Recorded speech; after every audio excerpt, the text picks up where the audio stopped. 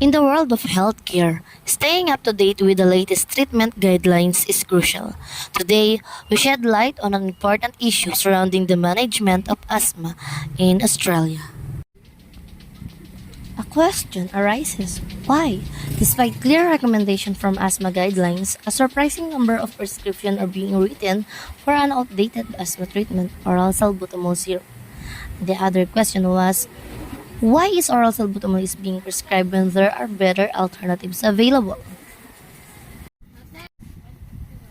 Way back 2016, there was a debate brewing in Australia regarding the use of oral salbutamol for the treatment of asthma. The medical community was divided on whether it was still an appropriate choice, despite evolving guidelines discouraging its use. In one corner, there were medical practitioners who continued to prescribe oral salbutamol syrup to their patients.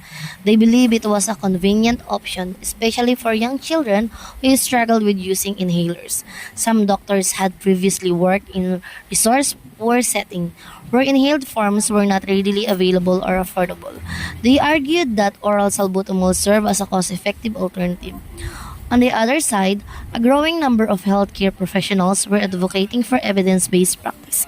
They emphasized the benefits of inhaled short-acting B2 agonist delivered via a spacer.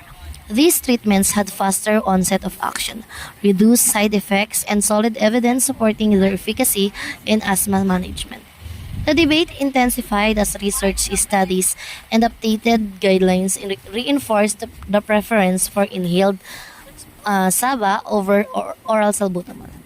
They highlighted the slower onset of actions, higher incidence of side effects, and lack of compelling evidence for oral salbutamol effectiveness. As the discussion continued, the Australian healthcare system started to take notice.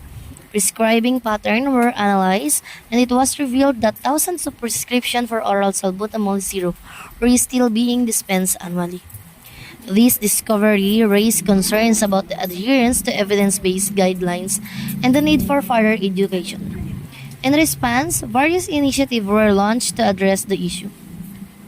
Educational campaigns were introduced to raise awareness among consumers, pharmacists, and prescribers about the benefits of inhaled medications and proper inhaler technique. The aim was to dispel any misconceptions and promote the use of evidence-based treatments. Additionally, policymakers considered eliminating the pharmaceutical benefits scheme subsidy for oral salbutamol. By removing the financial incentive, they hope to discourage the unnecessary use of oral medication and steer healthcare provider toward a more effective and safer option.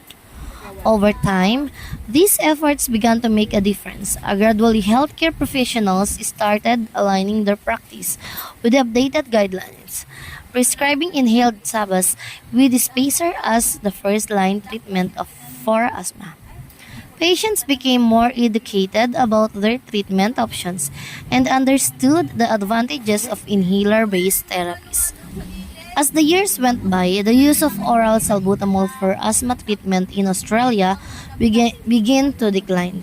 It was a testament to the power of evidence-based medicine and the commitment of healthcare providers to provide the best care for their patients. And so, the story of the debate surrounding oral salbutamol in Australia in 2016 served as a turning point, reminding everyone of the importance of evidence, education, and patient-centered care in the field of medicine.